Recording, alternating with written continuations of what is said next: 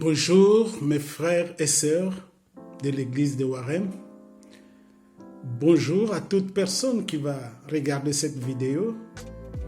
Je m'appelle Jean Tolende, ancien à l'église de Warem. Cette petite exhortation, je vais intituler « Ne t'appuie pas sur ta sagesse, mais plutôt sur la sagesse de Dieu ». Devant une situation compliquée,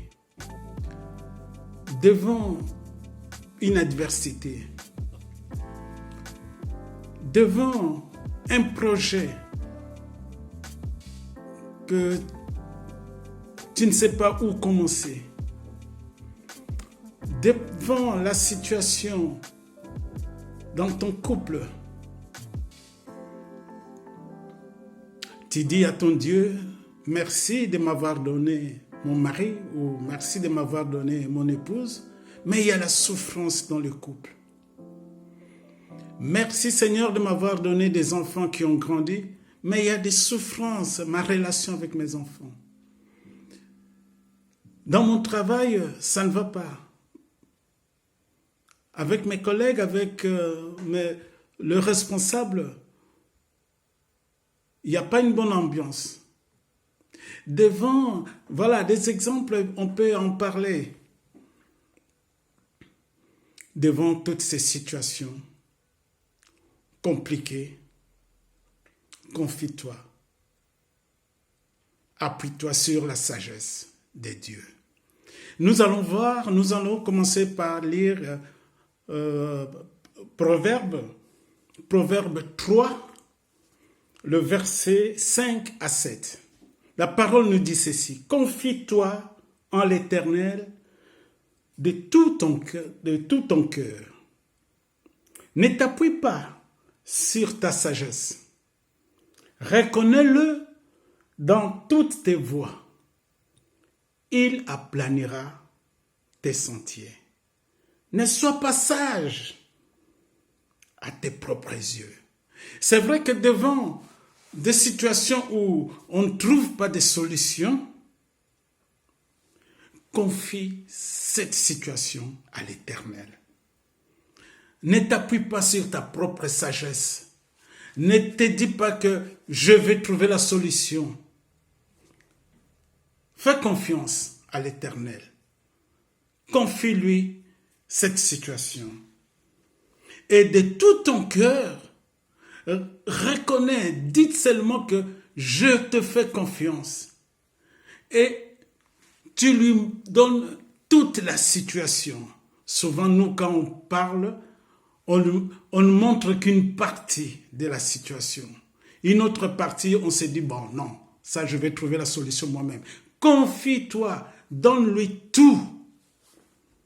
Et tu verras, il va aplanir le sentier. Il va trouver la solution. Ne sois pas sage à tes propres yeux. Mais tu diras, mais comment le faire?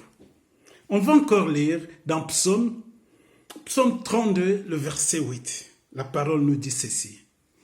Je t'instruirai et te montrerai la voie que tu dois suivre. Je te conseillerai et j'aurai le regard sur toi. Donc, quand tu lui confies ta situation, il te dit, maintenant, je vais t'instruire. Je vais t'instruire et je vais te montrer quel est le chemin que tu dois suivre. Et ne t'en fais pas, tu ne seras pas seul. Je vais te conseiller. Je vais avoir un regard sur comment tu vas faire, comment tu vas fonctionner. L'Éternel, dans son amour, quand tu lui confies une situation, il prend les choses en main. On va prendre un exemple, c'est plus facile. On va prendre l'exemple de Gédéon. Nous allons prendre l'exemple de Gédéon, mais quand nous lisons dans Juges 7, le verset 12, la parole nous dit, mendiant, Amalek et tous les fils de l'Orient, ils étaient répandus dans la vallée comme une multitude de sauterelles. Et leurs chameaux, étaient innombrables comme le sable qui est sur le bord de la mer. Donc, Gédéon s'est retrouvé dans une situation où l'adversaire était là, mais l'adversaire, ils étaient tellement nombreux. Devant cette adversité, il se confie à l'Éternel. J'imagine le dialogue, l'Éternel lui demande, mais Gédéon, combien d'hommes tu as? Et Gédéon présente, il dit, j'ai 32 000 hommes. L'Éternel dira à Gédéon, c'est trop. C'est trop. Bien sûr, tu m'as confié cette situation. Et je sais que tu vas avoir la victoire. Je veux te confier cette victoire. Mais si tu vas avec 32 000 hommes, tu diras, ah oui, si j'ai gagné, c'est parce que j'avais 32 000 hommes. L'Éternel dit, il faut diminuer. L'Éternel et Gédéon, quand tu lis dans Juge 7, au verset 3, l'Éternel va dire à Gédéon, demande à toute personne, celui qui est craintif, qui est peureux, qui a peur, reste chez lui à la maison. Des 32 000 hommes, il ne reste que 10 000 hommes. L'Éternel dit à Gédéon, 10 000 hommes, c'est trop encore. C'est de trop. Il faut diminuer encore. Gédéon va amener ces hommes dans une, je ne sais pas comment est-ce que je peux appeler, une cour d'eau. Eh bien, les hommes, ils avaient soif. Et il y a certains qui ont bu de l'eau en se mettant à genoux. C'est une position confortable pour boire de l'eau. Et il y a d'autres qui ont bu comme des chiens en lapant. Et il y en avait que 300 qui ont lapé pour boire de l'eau. Et l'Éternel dit, ces 300-là, c'est ça ce qu'il me faut. Imaginez, si tu étais à la place de Gédéon, j'ai 32 000 hommes, et pour aller à la bataille, au combat, et l'Éternel me dit, il te faut seulement 300 seulement hommes, au lieu de 32 000. Gédéon a fait confiance à l'Éternel.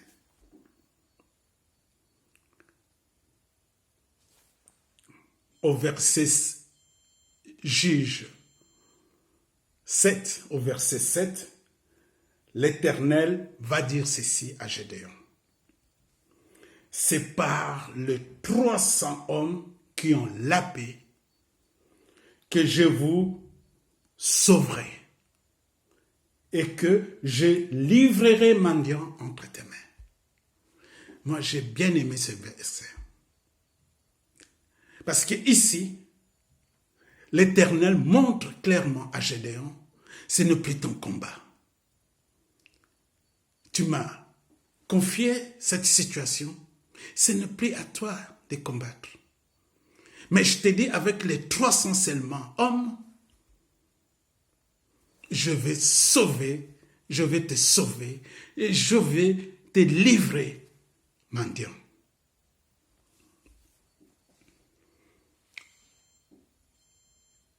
Mon frère, ma sœur, je vais te dire ceci. Confie-toi à l'Éternel devant n'importe quelle situation. Vous savez, nous chrétiens, notre rôle, on est des soldats en Christ. Notre rôle, c'est de combattre, c'est d'être prudent, c'est de veiller. Et je te dis, mon frère, ma sœur, confie ta famille tous les jours. Tous les jours, confie ta famille à l'Éternel. Tous les jours, prie pour ton mari, prie pour ton épouse, prie pour tes enfants, prie pour ta maison. Confie ta famille à l'Éternel. Confie ton travail à l'Éternel. Confie ton église locale à l'Éternel.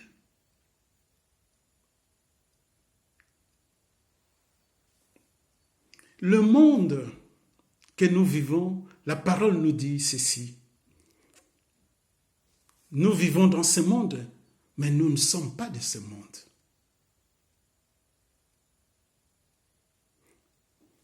Il peut y avoir des surprises. C'est pour ça qu'il faut veiller et confier à chaque fois ta famille, ton projet. Tu as un projet, vous avez un projet dans les couples. Ah oui, on va acheter une maison ou on va faire ça. Confie ces projets à l'Éternel. Tu es jeune, un jeune garçon, tu as vu une sœur à l'église, allez, disons comme ça. Tu dis, ben voilà, elle sera la femme de ma vie. Confie d'abord à l'Éternel. C'est pareil pour la fille. Confie d'abord à l'Éternel les garçons que tu as vus et qui se présentent à toi. Et des exemples, il y en a plein, on peut donner.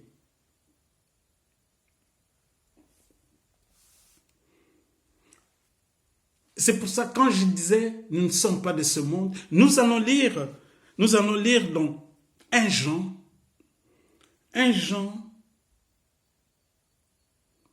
le chapitre 2, le verset 15 à 17. La parole nous dit ceci. N'aimez point le monde, ni les choses qui sont dans le monde. Là, ça va très fort. Ça va vraiment très fort. Donc, je recommence. N'aimez point le monde, ni les choses qui sont dans le monde.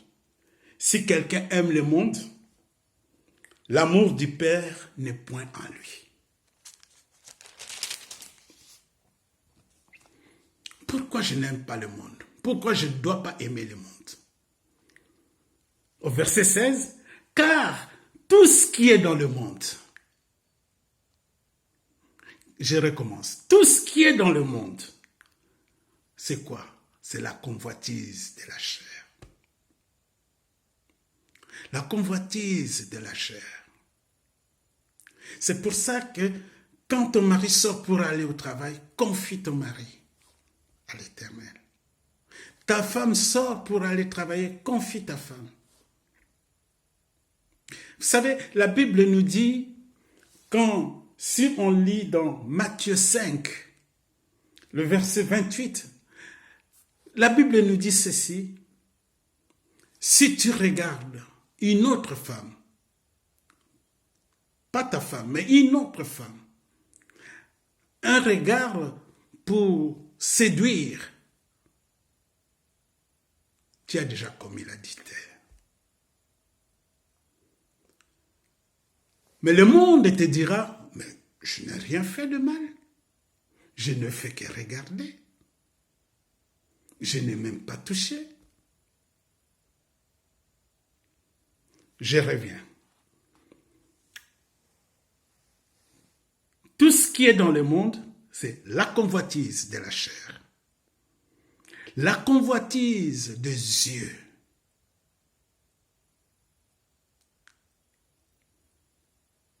tout ce qui est chez le voisin, c'est beau, on a envie. Ah, je vais faire plus que lui. L'orgueil de la vie ne vient point du Père, mais ça vient du monde. Le monde passe, la convoitise aussi, mais c'est lui qui fait la volonté de Dieu demeure éternellement. C'est pour ça que je te demande, je t'encourage, confie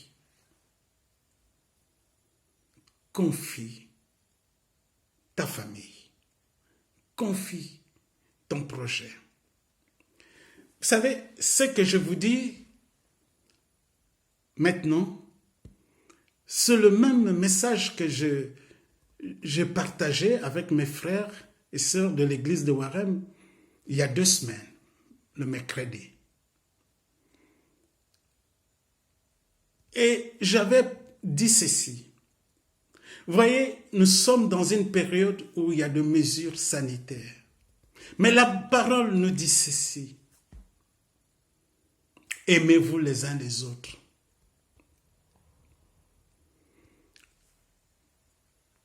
Ayez l'hospitalité. Allez rendre visite. Allez encourager nos frères et sœurs, ceux qui sont isolés, ceux qui sont seuls. Mais comment je dois faire ça? Je me retrouve dans une question où je me pose des questions. La parole nous dit, allez annoncer la bonne nouvelle, allez évangéliser. Comment je dois le faire maintenant dans cette période où on nous oblige de rester confinés?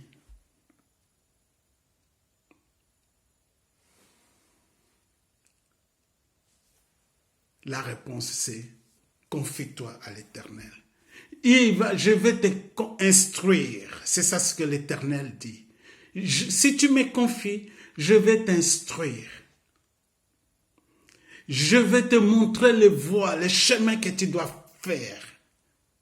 Les chemins que tu dois suivre. Et je vais continuer à te conseiller. Je vais avoir un regard.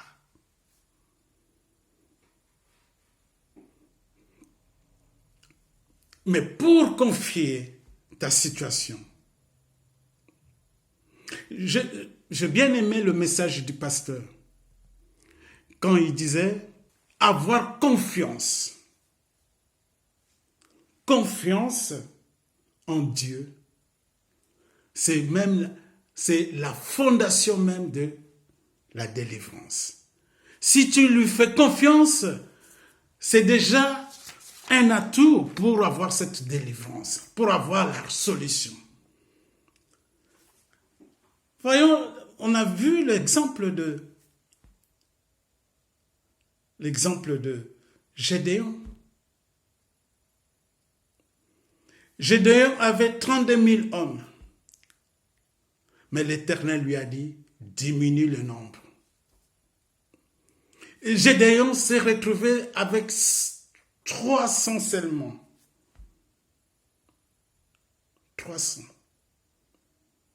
Il a fait confiance. Il n'a pas râlé. Il n'a pas douté. C'est ça le mot qu'il faut. Il n'a pas douté. Parce que quand on fait confiance à l'Éternel, on ne doute pas. Seigneur, ce n'est plus ma situation. Je te donne ma situation. Et quand tu lui confies, la réponse est comme ça qu'il a dit à Gédéon. Maintenant, je vais te livrer. Donc, c'est-à-dire que je vais combattre pour toi. et je vais te donner la réponse. Je vais te donner la solution.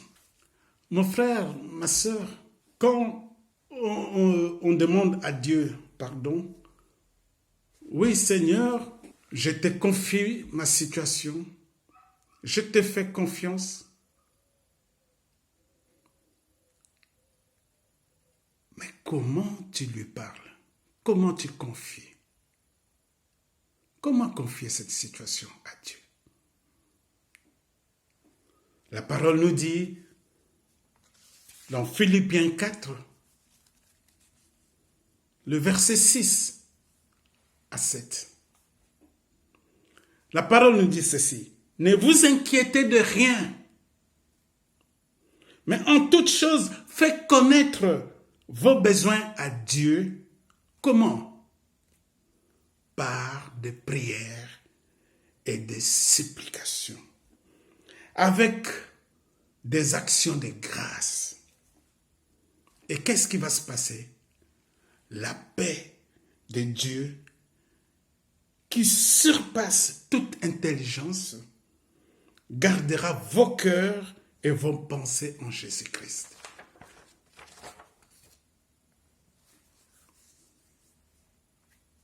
Dans ta prière,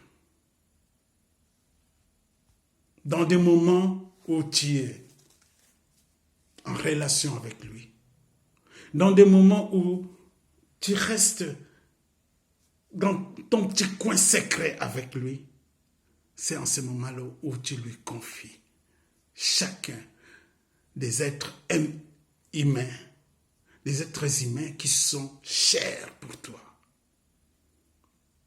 Que ce soit tes parents, que ce soit tes enfants, que ce soit ton mari, ton épouse. C'est en ce moment où tu lui dis, Seigneur, tu connais chaque situation chez moi. Seigneur, je veux voir ta main. Seigneur, je veux quelque chose, je veux la réponse.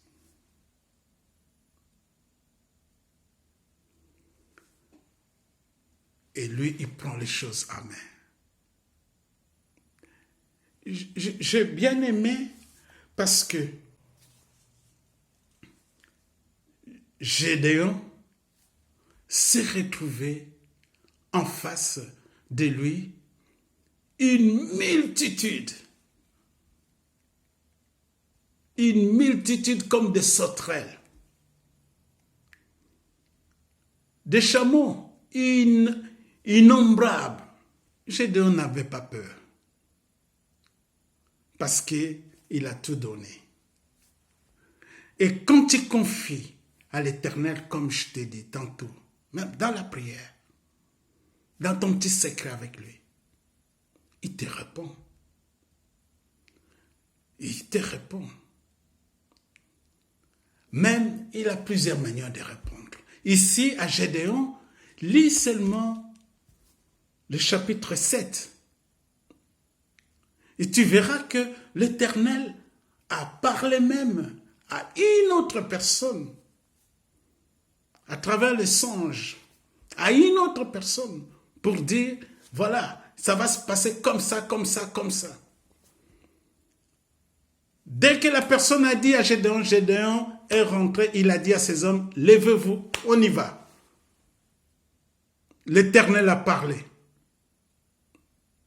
Et ce qui est interpellant, c'est la manière. Parce que quand tu lui demandes, quand tu lui confies, il répond à sa manière. Gédéon est parti avec 300 hommes. Et avec 300 hommes,